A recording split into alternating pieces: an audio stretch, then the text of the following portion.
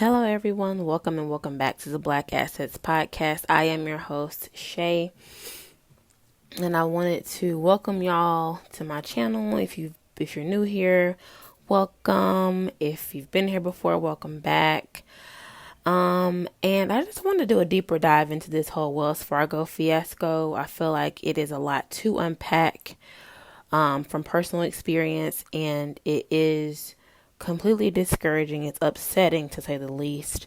And I just wanted to do a deeper dive. I wanted to flesh out some more of my, initial reactions to it. So I did, like I said, I did some more research on it, and I found an article that states that Ben Crump, the popular or the renowned civil attorney, it says that Ben Crump alleges discrimination in lawsuit filed against Wells Fargo. Now, this was just yesterday, which is April the 25th. This article was published, and it says the largest mortgage lender. This is an article, by the way, from Yahoo News that I saw, and I'll put all my links down in my description box so that you guys can check it out if you so choose. But it does say, he says that we are suing Wells Fargo to demand that they change their practices that are killing black homeowners' opportunities. Crump tweeted on Tuesday amid reports that he joined an amended complaint filed in federal court last week in San Francisco, CBS News reports. And it goes on to say, no other major lending institution refused to refinance the homes of black Americans at such stunning rates. The notion that we're still talking about redlining in 2022 by a major financial institution is shocking. And so I just wanted to, like I said, do a deeper dive into this article. It is actually very discouraging. And just talk about some of the numbers, some of the research that I performed personally. It says that Wells Fargo only approved 47% of black home loan refinancing applications. And just to give that a little bit of context, while we're talking about it, it is completely disturbing, to say the least. Like I said before, it says in the article that I have here from Bloomberg.com, it says that U.S. homeowners refinanced almost $5 trillion in mortgages over the past 2 years, the most since the early 2000s. It's one that allowed white homeowners to save on an estimated $3.8 billion annually by refinancing their mortgages in 2020, according to researchers at the central bank. But it's a door that barely opened for black Americans, who make up 9% of all homeowners, and locks in just $198 million a year, less than 4% of the savings. So we're talking about numbers, and we're talking about wealth gap, and we're talking about pretty much marginalized communities. This is a real thing. And I also read an article that talks about digital redlining. Now, if you guys are familiar with redlining, if you're not, I can explain it to you. Essentially, it was a practice that was used to keep communities in a space of where they didn't have access to the same things as their white counterparts did.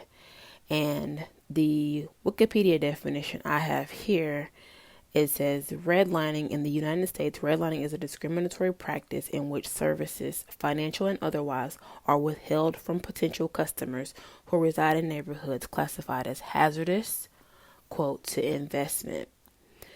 And like I said it before, insurance companies were in on this practice, as well as mortgage lenders. And as we can see, this is very much still a prevalent thing. I will go back to a personal experience of mine to discuss redlining and digital redlining. And now it's moved to more of an algorithm as opposed to a community.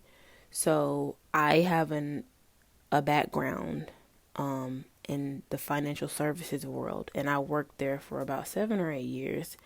And at my second financial institution I was employed at, they pretty much had they did electronic applications, and I noticed how certain mortgage loans or even personal expense loans or vehicle loans would get approved in certain communities or certain areas as opposed to other communities and other areas where it was classified as hazardous to investment. So I said that to say it is a real thing. Digital redlining is a real thing. It's not something that we can just brush away like, oh, that's not real. No, it's very real. I've witnessed it. And also to go along with that, I have another article here that I want to quote. It's from Compliance Cohort, and it talks about it in depth. And it says basically from the CFPB, the Consumer Financial Protection Bureau, they talk about it. And he said that findings from an academic studies and news reporting raised serious questions about algorithmic bias. For example, a statistical analysis of 2 million mortgage applications found that black families were 80% more likely to be denied by an algorithm when compared to white families with similar financial and credit backgrounds. The response of mortgage companies has been that researchers do not have all the data that feeds into their algorithms or full knowledge of the algorithms, but their defense eliminates the problem. The algorithms are black boxes behind brick walls. Correct. When consumers and regulators do not know how decisions are made by the algorithms, consumers are unable to participate in a fair and competitive market free from bias. So again, still dealing with the whole bait and switch thing. And I feel like for me, the biggest thing is, for one, education. Education and also honesty. I feel that a lot of this stems from the fact that these major financial institutions, these major lending companies are not in a space of where they want to be honest. Why is it so imperative to you to keep people that you classify as minorities in a space of subservience? Why won't you allow the playing field to be leveled and give everyone the same opportunities? I really believe that, lenders and, people in general have to get to a space of where they're able to admit, like, hey, what's the real problem here? Why can't we allow people that are trying to do right, trying to go to work and live up to the whole American dream, quote unquote, and give them the same opportunities that we give to our white counterparts? I have another quote here. It says that wealthy black Wells Fargo applicants still have poor approval odds. Wells Fargo application approval rates for the lowest income white families earning a maximum of $63,000 per year were nearly identical to high income black families earning a minimum of $168,000 per year. But when black and white families had the same low income status of a $63,000 maximum annual income, white families were almost twice as likely to be approved. And these are actual numbers. As I said before, I'll leave all the links down below so that you guys can also read and leave your comments, leave your reactions or interactions. And once again, this is why I feel it's so imperative for us to educate ourselves, for us to be more in the loop and more versed on what is going on. And I mean, honestly and truthfully, it's not just Wells Fargo. I mean, there are all other lenders. There's JP Morgan Chase Bank. This snippet says JP Morgan Chase Bank accepted 81% of refinancing applications from black homeowners in 2020 compared with 90% from whites, which is kind of a better figure as opposed to Wells Fargo. And I also, in this video, I'm going to include some graphics where it shows you the actual printout of how black families were in comparison to white families in terms of when it comes to Wells Fargo and other lenders, and how we showed up in the whole housing market when the pandemic hit and people were able to refinance their homes at all-time lows, and how lenders treated black homeowners. And this is why I say, like I said, it's so important for us to educate ourselves, for us to actually keep up on this. And it is actually disheartening for me, if I can be vulnerable for a moment.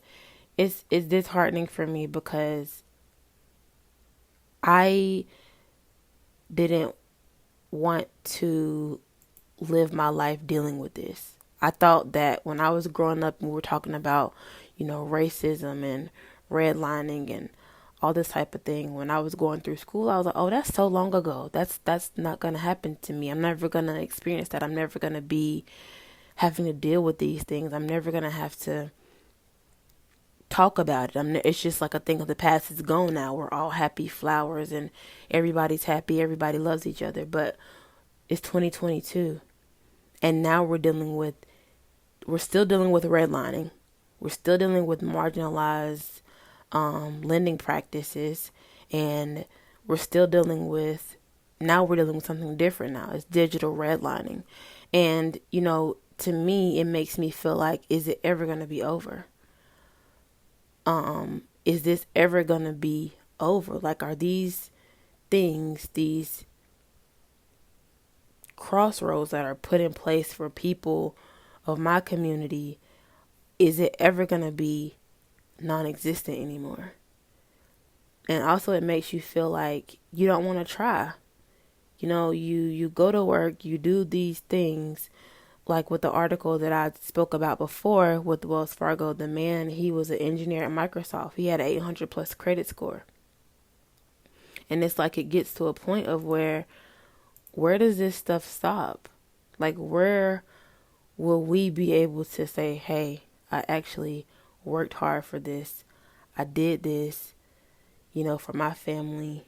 I did it all the right way. I went to college. I got this whole 4-year degree.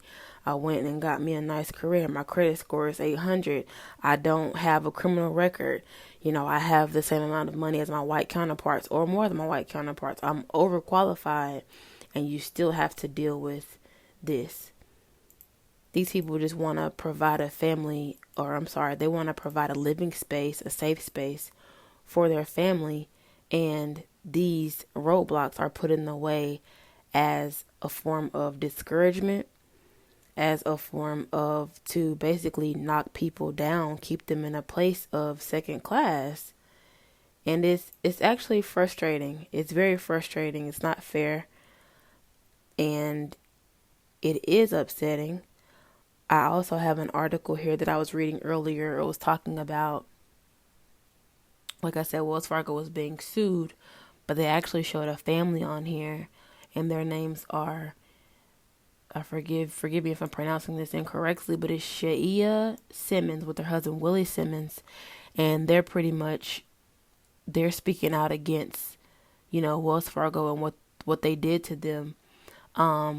What happened is they took advantage of the CARES Act, and it says